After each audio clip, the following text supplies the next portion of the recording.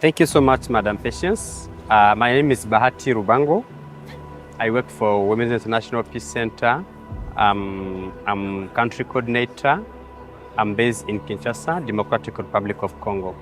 So under WPS agenda, the most significant I can highlight is the associations of victims of sexual violence related and the mass crime that the Peace Center has been supporting in terms of providing information, in terms of supporting them to have a legal framework like institutional support, but also for them to advocate to have the fund in the means of the reparation processes. Because from 1993, as you know, the DRC is facing the conflict and there is no justice, there is no reparations. There is a kind of despair of the victims. So our role for the last 4 years was to organize, to have them grouped in small groups so that they can rebuild hope, but also they can know that the life is still possible. And after that, after training them, after organizing them, after providing that institutional support, then they were able to engage the local leaders, then the national leaders. And the very significant achievement there is that in last year, the DRC has been able to adopt the law that is called FONAREV, that established the fund for reparation.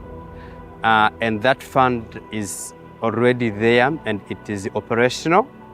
And we wanted that to be victim-centered as an approach. And the good news that I can highlight is that some of the victims have been appointed in the management committee so that the budget cannot be politicized, so that the local perspectives of the women can reflect in the decision that will be made. And this was done from the previous experience of the Frivao funds, where the funds, instead of going to the victims, went in the political spaces. And that was our fight. So I can assure that we have association in South Kivu, North Kivu, and Ituri of women who can speak in local languages, but for us we provide support to translate to French, to English, but their voice to be really heard. So the FONAREV law is a law that was adopted in 26 December 2022, which establishes the principles to establish the fund for reparation in favor of sexual violence related to conflict, but also victims of the mass crime in the Democratic Republic of Congo. And this fund is to come from the DRC government, but mainly in the mineral sector. Because as you know, the conflict in DRC has been reported to be economic conflict, because people fight where they have mineral. And the peace processes that goes on, they also speak about like to trade the mineral and the security. So the big part of the fund is coming from the exploitation of the minerals, but also the development partners. As the conflict has been externalized, there is the regional and international dimension. That fund also can come from the UN agencies or development partners. And this fund is directed to the victims under the reparation. The reparation that could be individual or collective. So that fund is like a public institution that has to assess the needs of the victims. It has to identify the needs of the victim, but also identify the victims themselves, because since it has money, even people who are not victims may identify themselves like victims. And it has a number of criteria to know who is eligible for the funds and who is not eligible. And knowing like this is what the requirement, our role was to position those associations so that they may qualify, to this fund. And yeah, the fund is there. the actual stage is to identify the different people, beneficiaries, before providing the reparations. And those reparations will include like building roads, building like schools, building, hospitals, providing psychological, but also judicial assistance, because people lost their this is under collective reparations. But under individual reparations, it only includes like the fund that will be directed to individuals adequately to what was lost.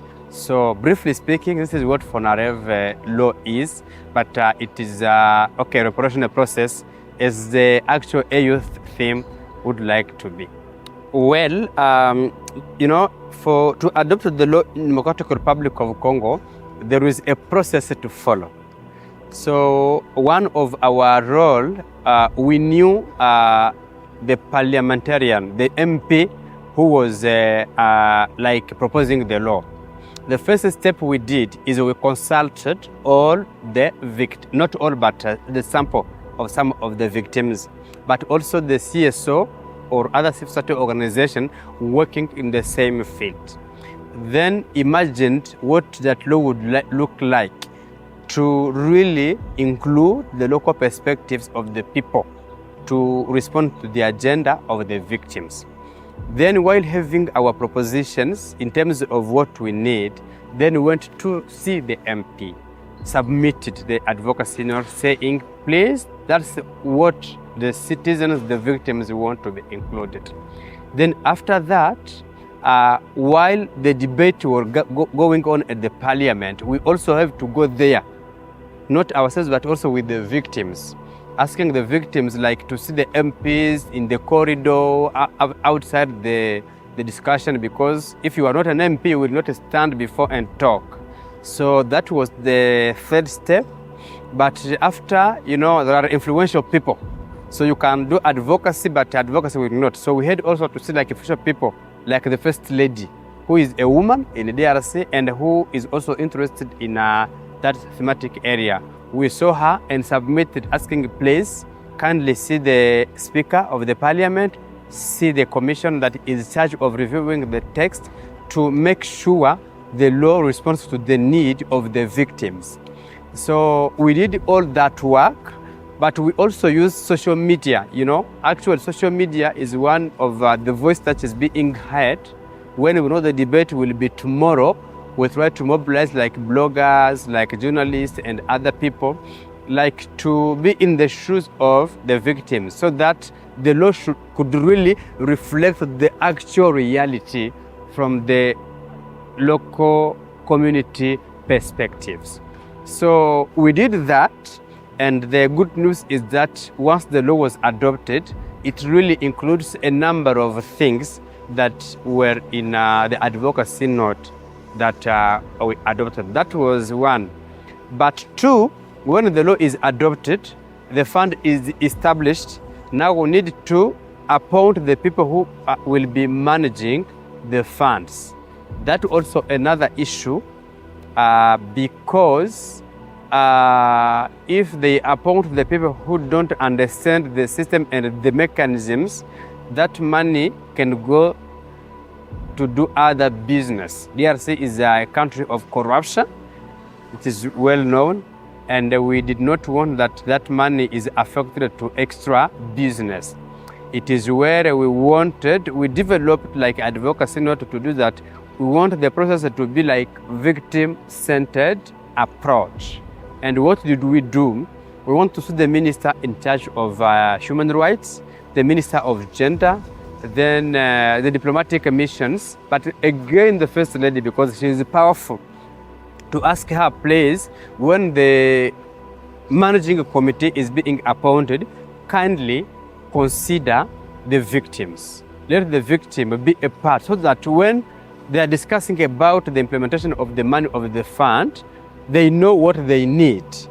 And I can also give it to you, Madam. We have that advocacy note that categorizes the different needs of the victims. Is it psychological need? Is it health needs? Is it like material? Is it like road?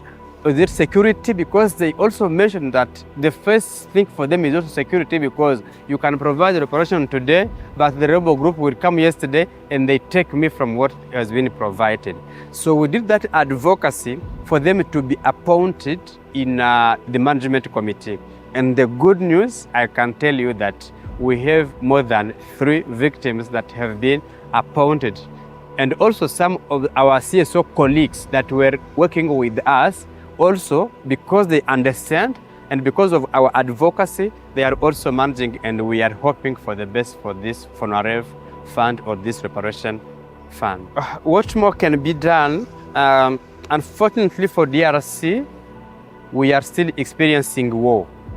So that fund was supposed to be helping the IDPs in Goma, in Bukavu, in the different IDP camps. But as per now, no IDP is there because of war.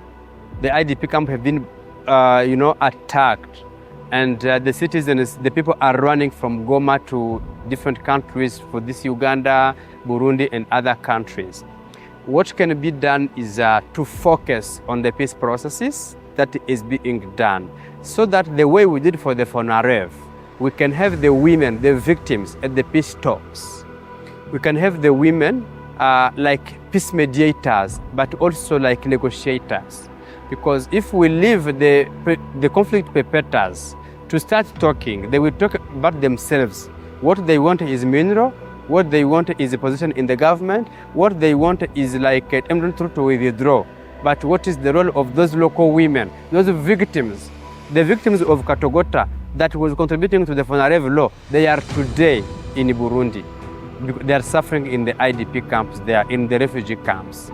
So what we can do is to try to challenge the regional mechanisms, the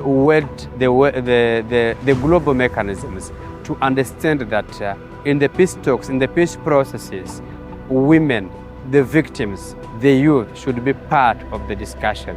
And the peace agreement should have a number of the needs of those victims, so that the conflict perpetrators can commit to lasting peace, not to continue perpetuating the conflict, because conflict is affecting the country, is undermining the development.